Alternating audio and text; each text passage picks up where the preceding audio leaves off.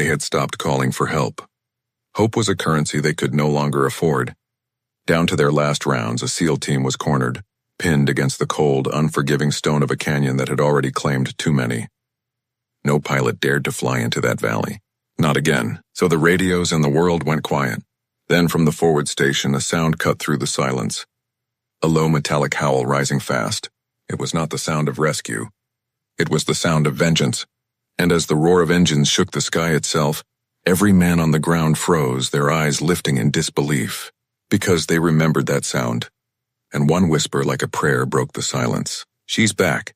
Tell us where you're watching from in the comments. And if you believe that the stories of true heroes should never fade to silence, subscribe to Secret Valor Stories." The radio crackled once, a desperate spark in the digital void, then broke into a storm of static. A voice fractured by terrain and terror clawed its way through. "Indigo 5, contact north and east. 2 down, request immediate." And then silence. A profound and final quiet that was louder than any explosion. Inside the dimly lit command tent of Forward Operating Base Herat, every head turned toward the comms table. The air, already thick with the smell of dust and stale coffee, grew heavy, charged with the weight of unspoken fears.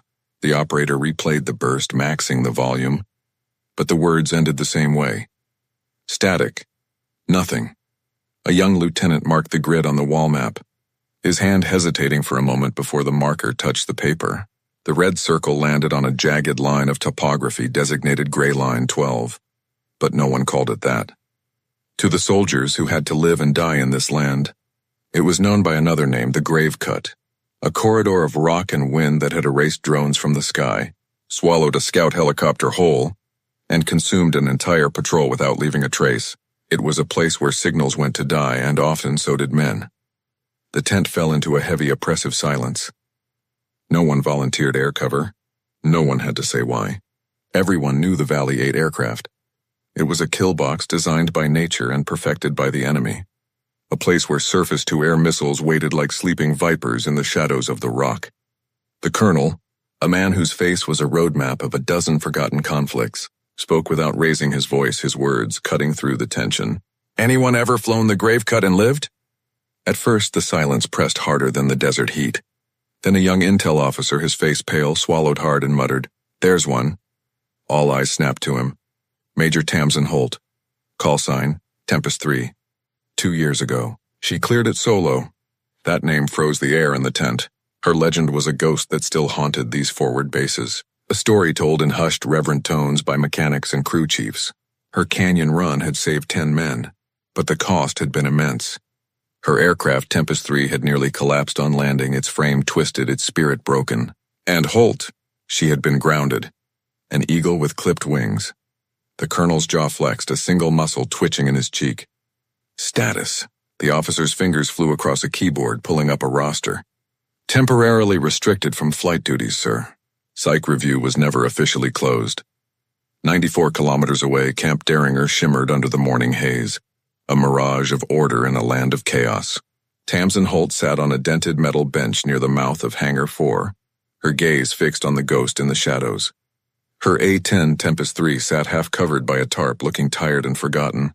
Its gray paint was faded, with unpainted panels and a patch of bare metal that still showed the scars from her last mission. She wasn't cleared to touch it. She wasn't even supposed to be here.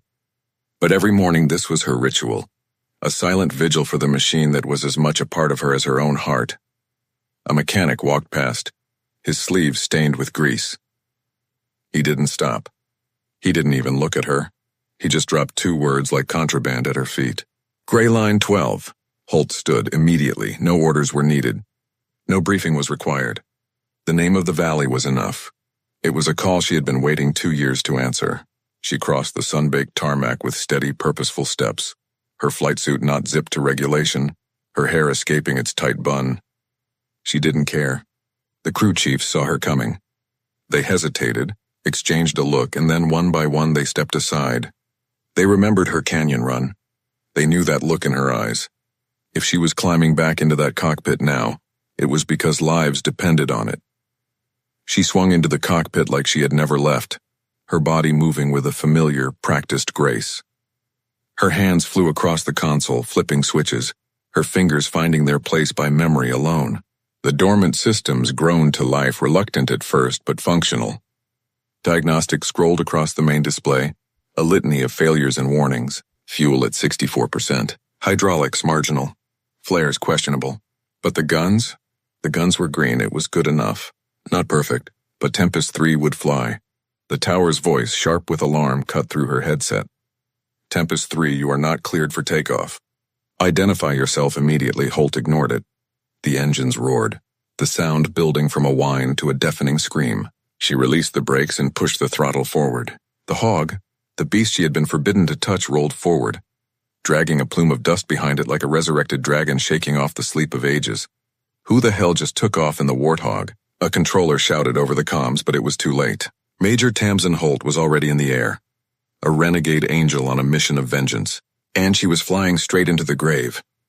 Above the sprawling, dusty footprint of Camp Derringer, Tempest 3 banked hard to the east, a gray specter against the pale blue canvas of the morning sky. The air was calm, deceptively peaceful, but Holt's mind was a storm of calculation and memory. She wasn't just flying. She was retracing a map burned into her soul. Every bend in the rock, every treacherous crosswind pocket, every ridge where a missile launcher could be hiding. The grave cut didn't just kill with fire. It killed with silence. It lured you in with a false sense of security. Then the rocks would come alive and the sky would fall. That was the warning she remembered most. She adjusted the trim manually, her hands fighting the stiff, unfamiliar feel of the yoke. 2 years of neglect had left their mark on the old warbird. The avionics lagged by half a second, a fatal delay for any other pilot. But Holt's instinct filled the gap. This wasn't flying by software. This was flying by muscle and memory, a dance between woman and machine that no computer could replicate. The entrance to the canyon rose before her, a jagged wound in the earth. Steep rock walls clawed at the sky, cutting the sunlight into thin, sharp slivers. The wind, a wild and unpredictable beast, buffeted the A-10 from all angles, a current designed by the mountains themselves to flip unwary pilots and dash them against the stone. She dipped lower, dropping the hog until she could feel the ground effect, a cushion of compressed air that held her stable just feet above the canyon floor. It was a dangerous, reckless maneuver. It was the only way to survive. Back at Fob Herat, the command tent was a pressure cooker of clashing voices. "Ground her now. She's in violation of a direct order," an officer shouted, his face red with fury. "She's their only chance," another voice countered, quiet but firm. The colonel silenced them all with a single, raised hand. He stared at the map, his jaw set like granite. "Strike Team Indigo is still breathing," he said, his voice low and dangerous. "That's all that matters." Meanwhile, on the floor of the grave cut, Indigo 5 fought to hold on. They were trapped in the ruins of a broken livestock shed, the air thick with the smell of blood and cordite. Their sandbags, hastily thrown together, were soaked dark with the life leaking from their wounded. A medic's hand, slick with sweat, slipped on a tourniquet. The spotter's tripod was broken, its legs held together with duct tape, a fragile monument to their desperation. They were boxed in. Their ammo was almost gone. Their hope was a flickering candle in a hurricane. But then, the spotter lifted his head, his eyes squinting at the sliver of sky visible between the canyon walls. A faint dark shape skimmed just above the rock, moving with an impossible speed and grace. "Wait," he whispered, his voice hoarse. The others froze, listening, and then they heard it. A low rumble that grew into a roar, a sound that rolled across the valley like thunder trapped under stone. It was a sound they had only heard in stories. The sound of a legend. Someone dared to speak the name. "Tempest." And then another, his voice cracking with a mixture of relief and disbelief. "She's back." The words spread through the beleaguered team like oxygen, a jolt of life into dying men. Above them, Tempest 3 knifed into the heart of the grave cut. Wings wide, nose steady. No escort, no clearance. Just Holt and a warplane built to take punishment and deliver hell. The corridor narrowed, the rock walls closing in until they were only 260 feet apart. Her proximity alarm shrieked, a frantic, useless scream. She killed them with a flick of a switch. She didn't need the noise. She needed the silence. She needed to focus. The engine screamed in defiance of the terrain. Shadows shifted along the ridges. Figures ducked behind rocks, preparing their ambush. Holt kept her hands firm on the throttle, her knuckles white. Tempest 3 rattled and groaned, a wounded beast answering its master's call. The kill box was just ahead, waiting, but if the grave cut wanted her again, it would have to try a hell of a lot harder this time. The grave cut swallowed Tempest 3 whole. The rock walls closed in, squeezing the sky until the sunlight vanished, replaced by a deep, oppressive gloom. Every gust of wind was a physical blow, a giant's hand trying to shove her down into the unforgiving stone below. Major Tamsin Holt fought the controls, her muscles burning, trimming the aircraft manually as muscle memory took over where technology failed. She flew at 180 feet, then dropped to 160. At 120, the canyon floor became a terrifying, dizzying blur beneath her. Ahead, shadows moved along the ridges. Figures hunched over tubes resting on their shoulders, missile teams waiting for a heat signature, waiting for the kill. On the ground, Indigo 5 clung to the last vestiges of cover. The medic, his hands now stained red, worked desperately to stop the bleeding of a fallen teammate. The spotter, his duct-taped tripod a symbol of their fading hope, peered through his scope. When the blur of wings cut across the sky, he froze. "She's back," he breathed. And the words were a prayer. For the first time all day, heads lifted from behind the sandbags. Hope, which had been a foreign concept just moments before, now had a sound, and it was the roar of an A-10 Warthog. Tempest 3 dived across the ridge at an impossible angle. Holt squeezed the trigger once. The Gao-8 Avenger cannon roared, a sound like a storm being given physical shape. A line of fire, a torrent of 30mm rounds, shredded the stone ridge. Dust and rock burst outward, swallowing the dark silhouettes of the ambush team. They vanished in a hail of smoke and debris before they could even fire a shot. Holt didn't wait for confirmation. Her left screen flickered, a cascade of warning bars flashing across the display. Diagnostics scrolled in a frantic red stream. Flares offline. Fuel at 41%. Left stabilizer unstable. Unstable, she muttered once, her voice a low growl under her breath. Then she banked hard, pulling the hog into a tight, gut-wrenching turn along the canyon wall, the wingtip so close she could almost feel the texture of the rock. Another cluster of fighters scrambled in the open below, caught by surprise. There was no time for a lock-on, no software to assist. She aimed with instinct, with the iron sights, with the memory of 100 training runs. The cannon barked again, this time in short, controlled bursts. Figures tumbled into the dust, their weapons clattering against the stone. Another path cleared, her eyes flicked to the fuel gauge. It was bleeding down. 37%. Still enough for one more run, maybe two, if she was lucky. In the command tent, a timer appeared on the wall. Rotary detach 45 inbound. 3 minutes to landing zone. It wasn't long, but in the grave cut, 3 minutes was an eternity. Holt climbed just a fraction, not to escape, but to bait. She wanted the hidden launchers, the patient ones, to expose themselves. Tempest 3, the wounded beast, became the lure. The trap snapped. An infrared flash, a streak of white heat erupted from the western slope. A missile locked on and rose fast, hungry for her engines. Holt didn't flinch. She rolled Tempest 3 into the curve of the canyon wall, using the massive stone formation to mask her heat signature. The missile's seeker, confused, lost its lock. Its nose veered wide. It detonated against empty air, a brilliant, useless bloom of fire against the rock. The shockwave slammed into her fuselage, a physical blow that rattled every bolt and rivet in the airframe.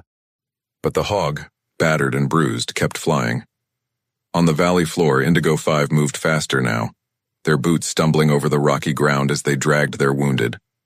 Above them, they heard the engine scream again, a sound of defiance. For the first time, hope wasn't just a word. It was a sound, mechanical, relentless, and it was fighting for them. But as Holt climbed in a wide, sweeping arc, her canopy rattling with the strain, something on the southern ridge caught her eye. Her thermal optics pulsed faintly, 3 hot signatures tucked into the shadows, too far for rifles. Their angle was wrong. They weren't aiming at the SEALs.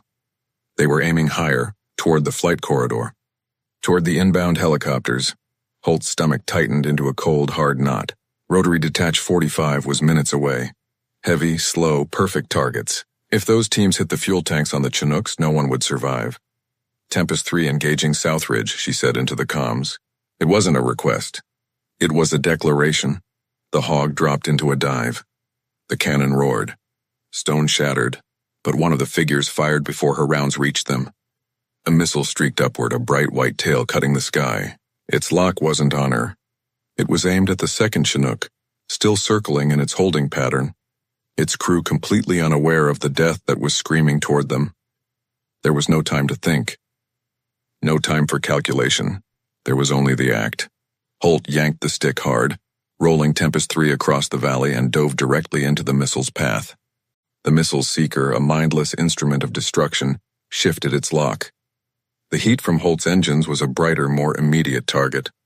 The warhead, once destined for the unsuspecting Chinook, now hunted her. Tempest 3, break off. That's an order. A controller's voice screamed in her headset, thin and useless against the roar of her own engines. She didn't answer. She was already committed. The hog howled through the grave cut at full throttle, a wounded animal running for its life. Red lights blinked across her control panel, a frantic chorus of alarms warning of imminent system failure. The missile screamed behind her, closing the distance with terrifying speed. Holt dropped lower, scraping the very floor of the canyon. Her altimeter read 110 feet. Every jagged ridge loomed like a guillotine. The canyon curved left, then right, a serpent of stone. She rode the contours, each gut-wrenching maneuver bleeding precious speed, the missile gaining, always gaining. Fuel dipped to 29%. Her left stabilizer bucked violently, threatening to shear off completely. She gritted her teeth and held on, her entire body straining against the G-forces. The command tent had gone completely silent. Every operator stood frozen, their eyes locked on the telemetry data that showed Tempest 3 diving into the red. No one dared to speak. "Come on, Holt," the colonel muttered under his breath, his knuckles white where he gripped the edge of the table. "You know this valley." Holt lined Tempest 3 up with a sheer rock face, a dead end. The missile roared closer, now just seconds behind. She waited. Waited until the gray, unforgiving stone filled her entire canopy. Then, with everything the battered hog had left, she pulled vertical. The A-10 clawed its way up the cliff face, clearing the edge by mere meters. The missile didn't. It slammed into the rock with a violent, deafening detonation. A 14-meter crater ripped into the wall of the canyon. Shrapnel and fire flared outward, swallowed by a cloud of dust and pulverized rock. The shockwave threw Tempest 3 sideways, a giant invisible hand swatting it from the sky. Her engines coughed, one sputtering out in a plume of black smoke. She fought the stick, her arms screaming with the effort, dragging the crippled warbird back to level. She exhaled once, a single sharp breath. Still flying, still alive. Below, Indigo 5 stumbled into the open ground of the landing zone. The first Chinook hovered low, its blades kicking up a blinding storm of dust. The wounded were lifted inside. From the sky, Holt circled wide, a wounded guardian angel watching over her flock. "Indigo 5, this is Tempest 3. Her voice cut through the static, as steady as steel. "You've got 3 minutes. I'll keep the sky clean." "Copy, Tempest," the SEAL leader replied, his voice thick with emotion. "You already did." One by one, the helicopters lifted, heavy with the men she had saved. Holt banked deliberately above them, not fast, not hidden. She wanted any enemy fighters left below to see her. The shadow of the hog stretched across the ridge, a declaration. Air superiority had returned. And it had a name. The landing was brutal. The front landing strut, damaged in the blast, bent on impact, sending a violent shudder through the entire airframe. The hog bounced once, a sickening lurch, before Holt forced it steady and rolled to a stop at the far end of the tarmac. She killed the engines. The sudden silence felt heavier than all the noise that had come before. Ground crews rushed in, their faces a mixture of awe and disbelief. They opened their mouths to speak, then closed them again. What was there to say? Holt unbuckled and climbed out, not waiting for a ladder. Her boots hit the concrete with a dull thud. At the edge of the hangar, a black SUV waited, 2 men in plain uniforms standing beside it. "Major Holt," one said, his voice flat. "You'll need to come with us." She didn't flinch. "Am I being charged?" "No, ma'am." She was led to a windowless building she'd never seen before. Inside, a man she didn't recognize sat at a bare table. He opened a folder. "You violated a no-fly directive. You entered a classified dead zone. You engaged targets with an unauthorized aircraft." He paused, then turned a page. "And you saved 6 lives, neutralized 11 hostiles, and prevented the destruction of 2 rescue helicopters." He studied her for a long moment. "You don't look concerned." Holt's voice came out low and steady. "I've already had the worst day of my life, sir." This wasn't it. For the first time, the man's mouth hinted at a smile. He closed the folder and slid a single black fabric patch across the table. There was no unit name, No insignia. Just one word stitched in gray thread. Stormglass. Holt stared at it. Not with surprise, but with a quiet, profound recognition. Some part of her had always known a day like this would come. Her name vanished from the active rosters. The legend of Tempest 3 faded back into a ghost story told in hushed tones. But in a remote, unmarked facility, a new legend was being born. Her A-10, patched, repainted, and upgraded, now bore a new name under its canopy. Stormglass. This was not a war she was fighting anymore. This was the warning before the war began. And above the silent canyons of the world, a new storm was gathering, a storm that roared. What does it mean to answer a call that no one else will? Share your thoughts in the comments below. And if this story of courage moved you, share it with someone who needs to hear it.